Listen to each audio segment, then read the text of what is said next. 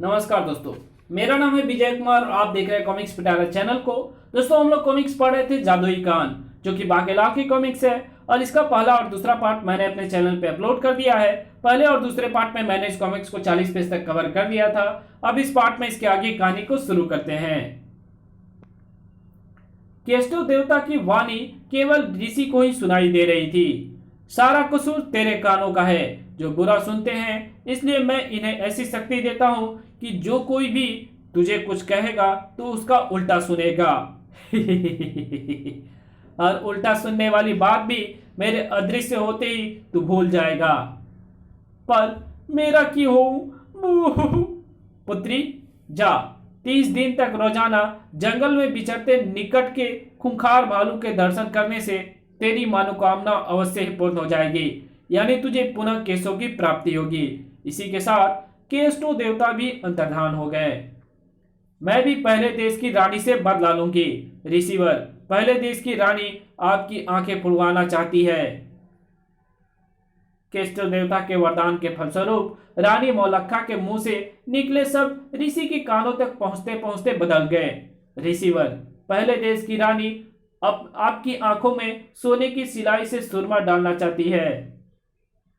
ओह, अच्छा अच्छा, ये तो बहुत अच्छी बात है। मैंने ऋषि को भड़का दिया है। अब मैं चलती हूँ। मैं पहले देश की रानी को वरदान देता हूँ कि उसकी आंखें संसार में सबसे सुंदर हो जाए। मगर ऋषि कनकच्चा का दुर्भाग्य, ये कान मुझे दे दे ऋषि के बच्चे। कच मुझे जब भी दर्द होता है तो मैं बेहोश हो जाता हूँ। ये कान मैं लगाऊंगा। ये कानों, चलो मेरे कानों से जुड़ जाओ। चिपक चिपक। थकावट के कारण बाकेलाल की नींद जरा देर से टूटी। बाकेलाल, उठता क्यों नहीं? कब से उठा रहा हूं, वो ले जा रहा है। क्या बात है चेतक? ओह, शायद मैं गहरी नींद में चला गया था। बाकेलाल, उधर देख, वो ले जा रहा है। अरे, मेरे कान कुत्ता ले जा रहा है। भौ भौ। मैं कब से सुनता हुआ अपनी कुतिया के कान ढूंढ रहा था, जिन्हें कनकटिया काट कर ले गया था। अबे रुक जा। अरे, ये मानो छीनने मेरे पीछे भागा आ रहा है। भागो। वो तो भाग गया। चेतक, तूने मुझे पहले क्यों नहीं जगाया? कब से कह रहा हूं कि वो ले जा रहा है। अब क्या होगा? मैं खाली हाथ महल नहीं लौट सकता, तो फिर वापस जा कनकटिया की गुफा में। अरे हाँ, कनकटिया सोते समय अपने कान उतार देता है। अब मुझे वही कान प्राप्त करने होंगे। बाके ने तेजी के साथ घोड़ा वापस दौड़ाया। कनकटिया के कान प्राप्त करने के लिए यह आवश्यक है कि वो मुझे सोता हुआ मिले। बाकेलाल का भाग्य अच्छा था जिसे कनकटिया सोता हुआ मिला। कनकटिया सो रहा है और सोते समय उसने अपने दोनों कान भी उतार रखे हैं, जो अब मेरे काम आएंगे।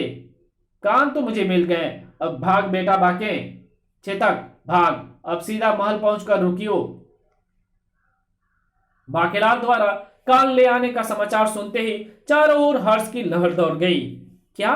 बाकेलाल कान लेकर आ गया? हाय मेरे कान। तो फिर कान सीलने के लिए मैं सुई में धागा डालता हूं और फिर महाराज के पुराने कान काटने के लिए चाकू की धार तेज करता हूं। बाकेलाल कान लेकर अंदर आ गया। बाकू, मेरा प्यारा बाकू, कान किधर है? ये रहे। राजवैद्य, कान आ गए, जल्दी लगा। कान तो लग भी गए महाराज। इसी के साथ मेरा दर्द ठीक हो गया। कान कटने और सीलने की भी आवश्यकता नहीं पड़ी। ये तो जादुई कान है। मैं तो तुक्का भी डाल रहा था, पता नहीं सीलने के बाद भी दर्द ठीक हो पाता या नहीं। तभी सेनापति भी दौड़ आया। अरे सेनापति, तुम तो कनकटिया की तलाश में भेजा था। तुम्हें तो कनकटिया की तलाश में भेजा था। हाँ, मैं कर तो उसी की तलाश रहा था, मगर ये मिल गए। महाराज, शत्रु देश का राजा शत्रु सिंह हमसे संधि चाहता है। मगर वो कान थे ऋषि कनकच्चा के कान। जहां तक पहुंचते पहुंचते सेनापति के शब्दों का अर्थ बदल गया। महाराज, शत्रु देश का राजा शत्रु सिंह हमसे युद्ध चाहता है। युद्ध चाहता है तो हमने भी अपने हाथों में चूड़ियां नहीं बांध रखी। राजा विक्रम सिंह को तलवार राजा विक्रम सिंह को तलवार राजा विक्रम सिंह को तलवार लेकर अपनी ओर बढ़ते देखकर बचाव के लिए बेचारे राजा शत्रु सिंह को भी अपनी तलवार खींच लेनी पड़ी। महाराज, मैं तो मैत्री चाहता हूं, शत्रुता चाहता है तो चख शत्रुता का आनंद। अरे कोई इस मोटे को समझाओ, मैं मित्रता चाहता हूं, मैं संधि करने आया हूं। युद्ध करने आया है तो आ युद्ध कर। ये मोटे को अचानक क्या हो गया? सेनापति हैरानी से चीख पड़ा, महाराज ये आप क्या कर रहे हैं? राजा शत्रु सिंह से हमारी पुरानी शत्रुता है, आज ये उसे मित्रता में बदलने आए हैं। हमारी इससे पुरानी मित्रता है तो फिर आज ये शत्रुता निभाने क्यों आया है? मेरी तलवार टूट गई, अब तेरा सिर भी कटेगा। बाकेलाल, महाराज को ये अचानक क्या हो गया? ये तो राजवैद्य की मुआयना ये तो राजवैद्य ही मुआयना करके बता सकते हैं महारानी जी। राजा विक्रम सिंह राजा शत्रु सिंह को दूर तक खदेड़ कर वापस लौटा। महाराज, आपको राजा शत्रु सिंह के साथ ऐसा व्यवहार नहीं करना चाहिए था, ऐसा व्यवहार करना चाहिए था। ऐसा ही तो किया है सेनापति, फिर तुम ये बात मुझे क्यों बता रहे हो? चलो जल्दी से राज दरबार की कार्यवाही आरंभ करो, आज हमें हत्या के एक अपराधी का न्याय करना है। अपराधी विक्रम सिंह को देखते ही उसके पांव में लौट गया। क्षमा महाराज, ये अपराध मुझसे अनजाने में हुआ है। मैं तो हिरन पर तीर चला रहा था मगर वो धोबन को जा लगा। ओह, तो ये अपराध तूने जानबूझकर किया है? धोबन पर तीर चला रहा था और तीर हिरन को जा लगा। विक्रम सिंह को ऋषि कनकच्चा के कानों के कारण सब कुछ उल्टा पुल्टा सुनाई दे रहा था, यानी कि तीर धोबन पर ही चलाया गया।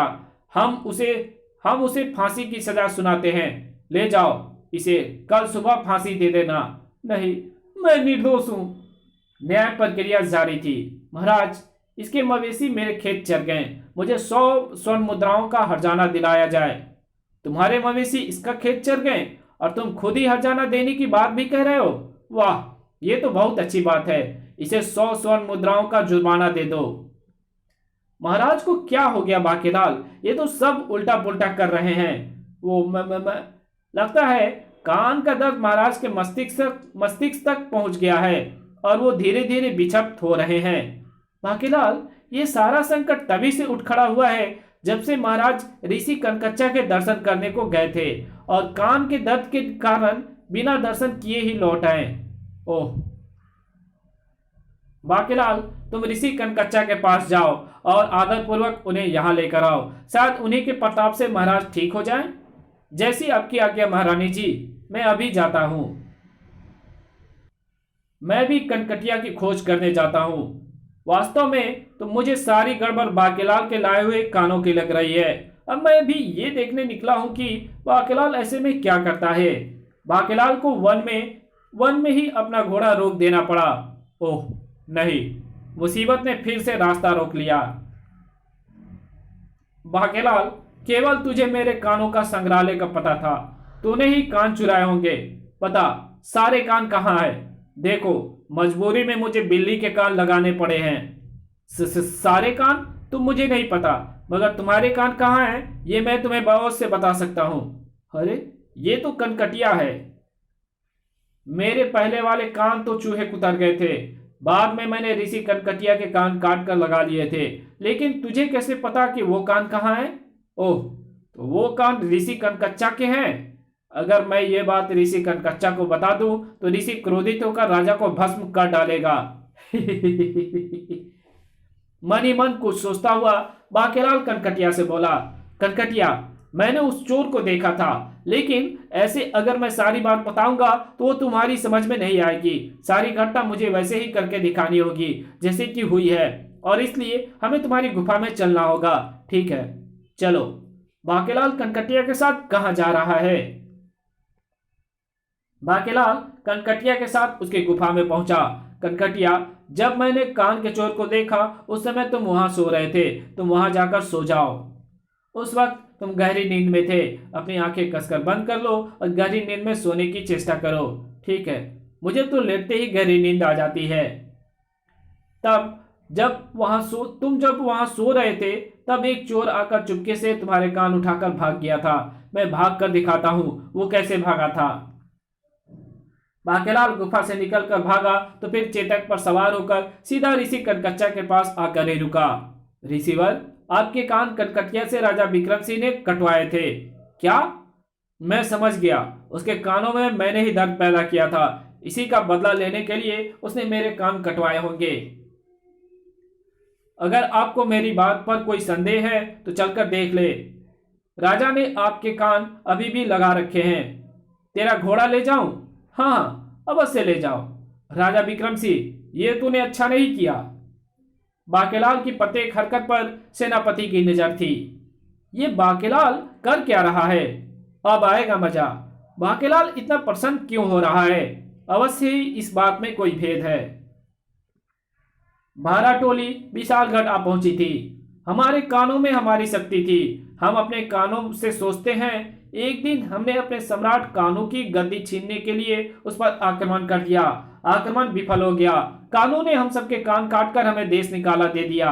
कान कटने से हमारे सोचने समझने की ताकत छीन हो गई थी, मगर अब कान हमें फिर से प्राप्त हो चुके हैं। अब हम इस देश के राजा की गद्दी छीनने के लिए उस पर आक्रमण करेंगे। अब यहाँ पर बहरबट का राज होगा। अरे, ये कैसे विचित्र प्राणी हैं? इनके कान देखो। कान मत देखो, आगे देख, भागने के रास्ते की तरफ। महल में बहरबट दंदनाता हुआ घुस आया। मेरा नाम बहरबट है। राजा, गद्दी से उतर जा। गद्दी पर बैठ जाऊं? मगर मैं गद्दी पर ही बैठा हूं। मैं कह रहा हूं उतर जा। मैं भी तो कह रहा हूं कि बैठा हूं। कौन है विचित्र कानों वाला प्राणी? बाहर निकालो इन्हें। बहारा टोली को बाहर निकालना आसान नहीं था। उन्हें तो हमें ही उठाकर बाहर फेंक दिया। मैं युद्ध करने आया हूं, मुझसे लड़। तू संधि करने आया है, तुझे गले लगाऊं? ठीक है, गले लग। ये तो गले लग रहा है। मैं तेरा सिर धड़ से अलग करने आया हूं। क्या कहा? तू अपना सिर काटकर मेरे कदमों में डाल देगा? नहीं नहीं, ऐसा मत करना, उसकी जरूरत नहीं है। संधि करने वाले खून खराबे की बातें नहीं करते। अरे भाई, खान पान मंत्री, अतिथियों के लिए चाय पानी का जुगाड़ करो। जी महाराज। ये उल्टा क्यों सुन रहा है? राजा की दुम, सीधा सुन। उल्टा सुनू? मजाक ना कर। और चाय, नमक पारे और मीठे तोसों का आनंद लो। आए, ये तो चाय नाश्ता करा रहा है। और चाय नाश्ता करते ही ये क्या, कानों से धुआं निकलने लगा? हमारे भी? ओह, लगता है कि हमने शत्रु का नमक चख लिया है। हमें उल्टे देव का श्राप मिला हुआ था कि जब कोई मेरी बात का उल्टा अर्थ लगाएगा और उसी समय हम शत्रु का नमक भी चख लेंगे तो हम धुआं बनकर उड़ जाएंगे। अब जो कान हमें बाकेलाल ने दिए थे वो वापस उन्हीं प्राणियों को मिल जाएंगे जिनके हैं। अरे, ये तो धुआं धुआं हो रहे हैं। बाकेलाल ने इनको कान दिए थे, मगर उसके पास इतने सारे कान आए कहां से? हुनप्पा देखिए हो, ये कमाल कैसे हो गया? तभी, राजा विक्रम सिंह, तूने कनकटिया से मेरे कान कटवाकर अच्छा नहीं किया। ऋषि कनकच्चा? मगर इस वक्त तो ये कनकट्टा लग रहा है। इससे पहले कि राजा विक्रम सिंह ऋषि की बात का कोई जवाब दे पाता, आखिर मुझे मिल ही गया कानचोर। तो तेरे पास है मेरे कान। कानचोर? ये कान तो बाकेलाल लाया था और ये दुष्ट यहां भी आ गया, मगर ये कान तो मेरे हैं। दुष्ट राजा, अब सबसे पहले तो मैं तेरे कान पर एक झापड़ रसीद करूंगा, बाद में कनकटिया को मजा चखाऊंगा। तड़ाक! इसी के साथ दैत्य कनकटिया बुरी तरह से तड़प उठा। ऋषि के बच्चे, ये तूने क्या किया? मुझे झापड़ देवता का शाप मिला हुआ था कि मेरे उखाड़े गए कान अगर कोई दूसरा लगा लेगा और उस व्यक्ति को अगर उन्हीं कानों का मालिक एक झापड़ मारेगा तो मेरी मृत्यु हो जाएगी और वो कान भी वापस उसी व्यक्ति को मिल जाएंगे और उन कानों की सारी बीमारियां और सांप भी कट जाएंगे। कनकटिया के मरते ही विक्रम सिंह के कान उतरकर जा लगे ऋषि कनकच्चा को। मेरे कान मुझे मिल गए। यहाँ क्या हो रहा है? ऋषि ने अभी तक मोटे को जलाकर भस्म नहीं किया। बाकेलाल आ गया। अरे, कनकटिया भी यहाँ मरा पड़ा है। बू महाराज, बाकेलाल कनकटिया से मिला हुआ है। बाकेलाल, तू अपनी जुबान बंद रख। सेनापति, तू अपनी जुबान बंद रख। क्या तुझे पता ही नहीं है कि यहां पर क्या हुआ है? क्या मतलब? फिर जब राजा विक्रम सिंह ने अपनी बात का मतलब उसे समझाया तो सेनापति के साथ साथ बाकेलाल ने भी अपना सिर पीट लिया। बेटा गर्ग, सत्यानाश। बाके दे पुच्ची, मुझे भी अक्ल आ गई कि सुनी सुनाई बातों पर एकदम विश्वास कर लेना मूर्खता होती है। बात की सच्चाई को परख कर ही कोई कदम उठाना चाहिए। आज से मैं अपना नाम कनपक्का रखता हूं।